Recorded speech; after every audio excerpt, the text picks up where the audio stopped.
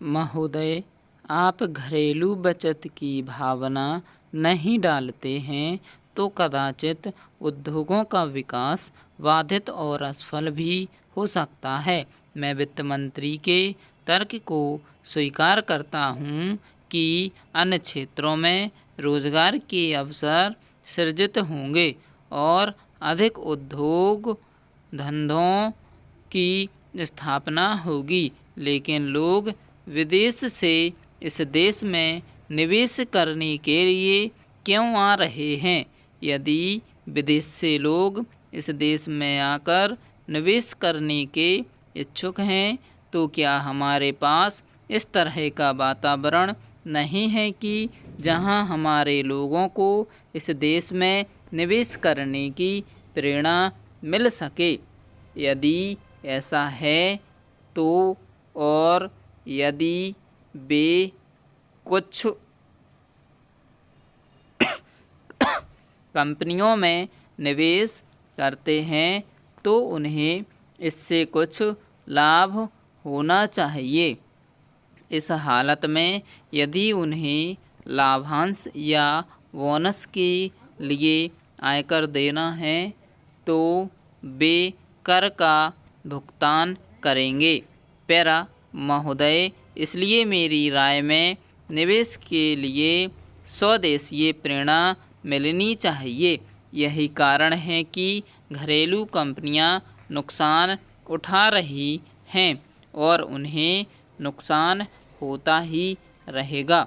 इस देश की अर्थव्यवस्था के सबसे महत्वपूर्ण क्षेत्र कृषि को हानि उठानी पड़ रही है। आर्थिक सर्वेक्षण में यह उल्लेख किया गया है कि वर्तमान में कृषि के विकास के लिए उत्पादन में कमी आई है। कतिपय राज्यों जैसे पंजाब और अन्य जगहों जहां से हमें केंद्रीय पूल के लिए खाद्यान्न प्राप्त होता है, पहले ही परिपूर्णता की स्थिति को प्राप्त हो चुके हैं। एक तरफ कृषि खाद्यान्नों के उत्पादन में कमी आ रही है और दूसरी तरफ जनसंख्या में वृद्धि हो रही है। यदि हम अर्धविकसित क्षेत्रों की आवश्यकताओं को पूरा नहीं करते हैं तो भविष्य में क्या होगा? हमें केवल वर्तमान के बारे में ही नहीं सोचना है, अपितु हमें भावी पीढ़ी के लिए भी सोचना है।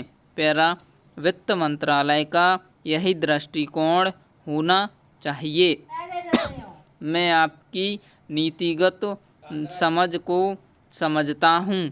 मैं यह भी समझता हूँ कि बजट को प्रस्तुत करने से पहले इन सभी क्षेत्रों और पहलुओं पर विचार करने के लिए आपके पास समय नहीं था।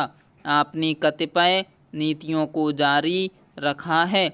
मैं व्यक्तिगत रूप से समझता हूँ कि उदारीकृत नीति की कुछ सीमाएं हैं। इसे सभी घरेलू क्षेत्रों में शुरू नहीं किया जा सकता है। इसे सभी स्थायी उपभोक्ता वस्तुओं और लघु उद्योगों में शुरू नहीं किया जा सकता। इसे आधारभूत ढांचे में शुरू किया जा सकता है। स्टॉप।